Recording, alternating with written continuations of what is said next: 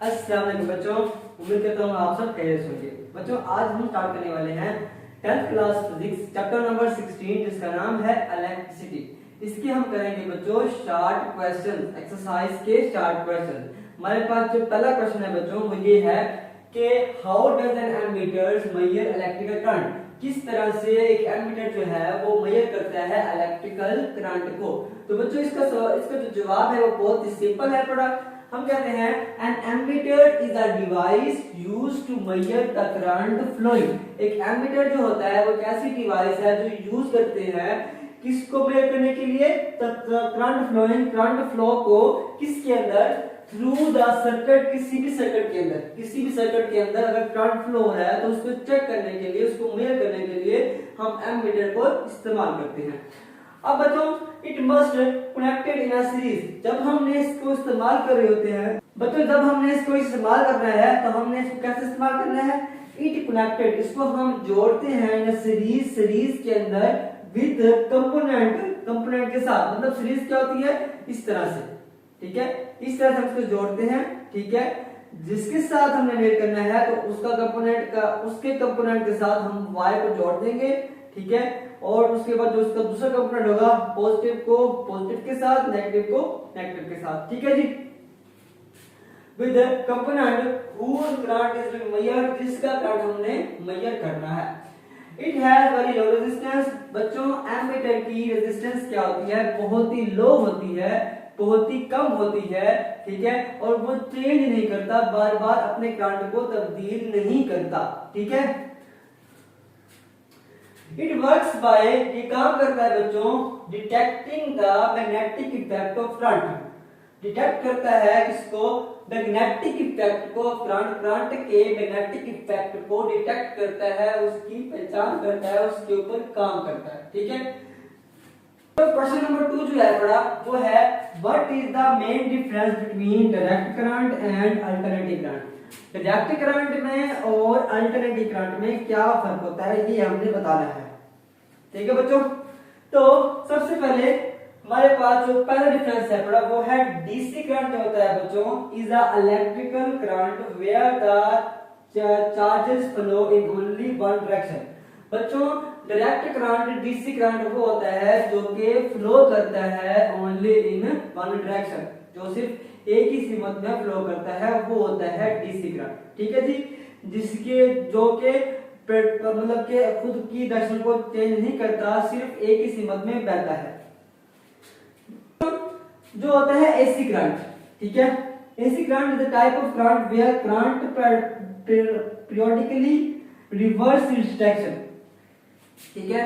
मतलब कि AC current वो होता है जो कि मुसलसल पीरियोडिकली अप और डाउन में अपनी जो करंट की डायरेक्शन होती है वो बार बार चेंज कर रहा होता है, वो होता है एसी करंट। जिसमें करंट जो फ्लो होता है वो डायरेक्ट नहीं होता, वो एक सीमत में नहीं होता, बल्कि वो बार बार तब्दील हो रहा होता है, ठीक है।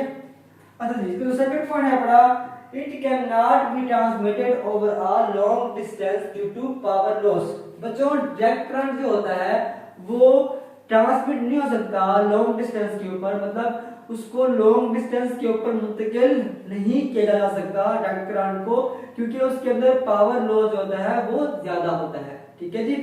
उसके बाद अगर हम देखते हैं एसी करंट के अंदर, तो एसी करंट में क्या होता है, power stations produce alternative current. जो होते हैं पावर स्टेशंस बच्चों वही क्या करते हैं, वही इनको पैदा करते हैं, वही अल्टरनेटिव करंट को पैदा करते हैं। And it can transmitted over long distance, और ये जो होता है बच्चों ये लॉन्ग डिस्टेंस तक मुंतकिल हो सकते हैं। जो एसी करंट होता है वो लॉन्ग डिस्टेंस तक ट्रांसमिट हो सकता है, ठीक है जी। अब इसका देखते हैं थर्ड पॉइंट देखते हैं बच्चों it does not change its direction frequency zero. बच्चों जो डायरेक्ट करंट होता है, डायरेक्ट करंट की फ्रीक्वेंसी जो होती है वो जीरो होती है, उसकी जो फ्रीक्वेंसी होती है वो चेंज नहीं होती, ठीक है। वहां पे चेंजिंग नहीं आती, इसलिए उसके अंदर फ्रीक्वेंसी में भी कोई चेंज नहीं आएगा। अब बच्चों हम देखते हैं एसी करंट को, तो एसी करंट में क्या होता है, चेंज डायरेक्शन ओवर 1/50 सेकंड्स। मतलब कि जो एसी करंट होता है वो अपनी डायरेक्शन जो होती है वो चेंज करता है 1/50 सेकंड में, मतलब कि हर 50 सेकंड में अपने डायरेक्शन को चेंज करता रहता है, ठीक है। तो इसकी जो फ्रीक्वेंसी होगी वो कितनी होगी बच्चों, वो भी 50 हर्ट्ज होगी।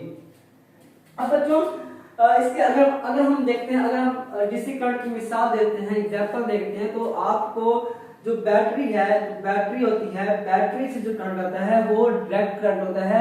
हम कह सकते हैं कि battery is a good example of DC current.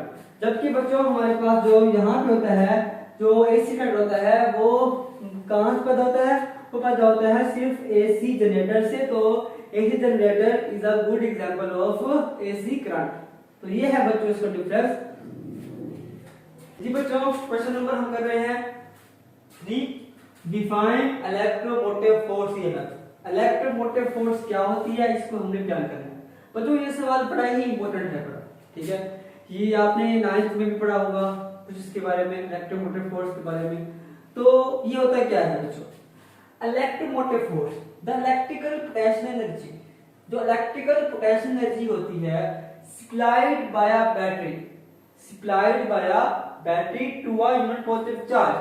Unit positive charge को बैटरी की तरफ से जो पोटेंशियल एनर्जी मिलती है, ठीक है, when it is flows through the closed circuit, जब ये फ्लो करता है किसके अंदर, एक क्लोज सर्किट के अंदर, मतलब कि क्या होगा ईएमएफ हमारे पास वो पोटेंशियल डिफरेंस होगा जो बैटरी ने दिया होगा यूनिट पॉजिटिव चार्ज को, ताकि वो क्लोज सर्किट में फ्लो कर सके, ठीक है बच्चों। तो ये क्या होगा, ये होगा ईएमएफ, इलेक्ट्रोमोटिव फोर्स होगा बच्चों। इसके जो बनेगा फार्मूला बनेगा इलेक्ट्रोमोटिव फोर्स का, वो एनर्जी बटा charge, energy is equal to W बटा क्यू, और जो इसका ऐसी यूनिट होगा वो होगा वोल्ट, ठीक है बच्चों। तो ये था इलेक्ट्रोमोटिव फोर्स ईएमएफ। बच्चों क्वेश्चन नंबर जो 4 है पड़ा, वो ये है state Ohm's law and define resistivity. बच्चों ये जो क्वेश्चन है ये बड़ा ही अहम सवाल है पड़ा, और ये बोर्ड के लिहाज से बड़ा ही अहम सवाल है, ठीक है। तो बच्चों ओम्स लॉ क्या कहता है, the current flowing through a conductor, जो करंट फ्लो कर रहा है कंडक्टर के अंदर इज डायरेक्टली प्रोपोर्शनल, वो डायरेक्टली प्रोपोर्शनल होता है to the potential difference V के across its end two ends of conductor. जो कंडक्टर के दो एंड्स हैं, मान लीजिए आपके पास एक एंड A है, एक एंड B है, जो करंट फ्लो कर रहा है उस कंडक्टर के अंदर वो डायरेक्टली होगा पोटेंशियल डिफरेंस V के, जितना करंट होगा उतना ही पोटेंशियल डिफरेंस भी बढ़ेगा, ठीक है जी। तो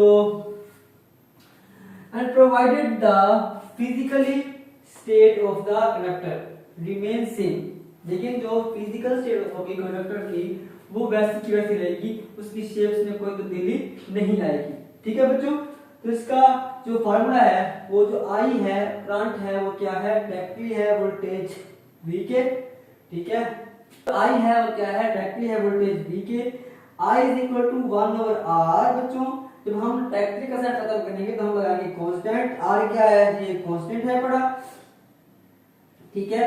और साथ में होगा वोल्टेज जो है वो हो रहा है मल्टीप्लाई। अब यहाँ पे जो V होगा, V यहीं पे रहेगा, R यहाँ पे डिवाइड हो रहा है, यहाँ पे होगा मल्टीप्लाई, तो V is equal to IR, ये ओम लॉ का फार्मूला आ गया, ठीक है बच्चों। अब हमने बात करनी है रेजिस्टिविटी के बारे में। रेजिस्टिविटी क्या होती है, resistance of a cubic metre of a material is called resistivity.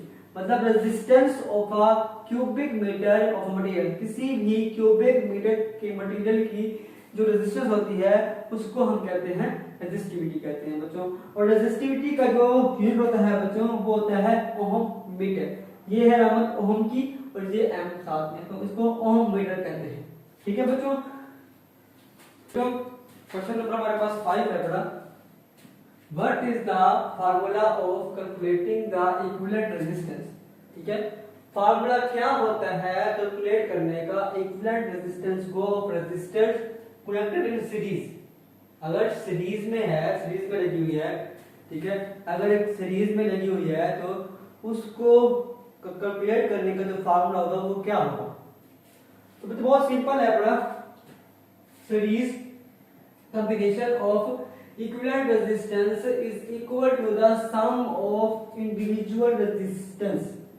ठीक है, अगर हम सम कर देते हैं इंडिविजुअल रेजिस्टेंस को तो हमारे पास एक सीरीज बन जाएगा, मतलब R is equal to R1 plus R2 plus R3 so on Rn तक। तो ये बच्चों क्या है, ये हमारे पास फार्मूला है किसको कैलकुलेट करने का, इक्विवेलेंट रेजिस्टेंस को जो कि सीरीज में लगी हुई है। ठीक है बच्चों, क्वेश्चन नंबर 6 है, how does temperature effect the resistance of a conductor. किस तरह से टेम्परेचर जो है वो इफेक्ट करता है रेजिस्टेंस के ऊपर ऑफ अ कंडक्टर के। बच्चों रेजिस्टेंस एंड रेजिस्टिविटी, जो रेजिस्टेंस होती है और रेजिस्टिविटी होती है, तो बच्चों क्या होता है, वो can change with temperature, temperature के साथ तब्दील होते हैं। इन मेटल्स, अगर मेटल्स की बात करते हैं, मेटल्स में होते हैं फ्री इलेक्ट्रॉन्स, ठीक है।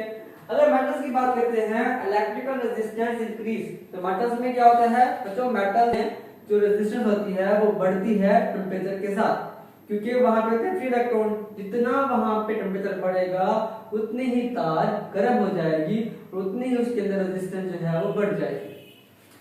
ठीक है जी, increase with temperature. For example, filament lamp, when temperature of the filament is increased, its resistance increase। जब फिलामेंट ऑफ लैंप लेते हैं तो फिलामेंट का टेम्परेचर बढ़ता है लैंप के अंदर, तो उसकी क्या होगी, रेजिस्टेंस भी बढ़ जाएगी, तार जो होगी वो गर्म हो जाएगी। अब अगर हम बात करते हैं इन इंसुलेटर्स या सेमीकंडक्टर्स के लिहाज से बात करते हैं, the resistance is decrease. Resistance क्या होगी, वहां पे रेजिस्टेंस डिक्रीज होगी क्योंकि वहां पे फ्लो ऑफ इलेक्ट्रॉन्स कम हो जाएगा। विद टेम्परेचर के साथ इंक्रीज, क्योंकि वहां पे क्या होता है, सेमीकंडक्टर्स की बात करते हैं तो वहां पे चार्ज कैरियर्स जो होंगे वो बढ़ जाएंगे।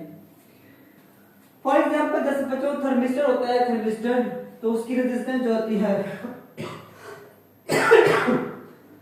फॉर एग्जांपल बच्चों थर्मिस्टर ले लेते हैं, थर्मिस्टर की रेजिस्टेंस जो होती है वो डिक्रीज हो जाती है, कम हो जाती है with increase of the temperature. जब टेम्परेचर बढ़ता है तो उसकी जो रेजिस्टेंस वो कम हो जाती है, बढ़ती नहीं है। ठीक है बच्चों, तो ये था हमारे पास क्वेश्चन नंबर 6 और ये था chapter number 16 electricity 10th class physics.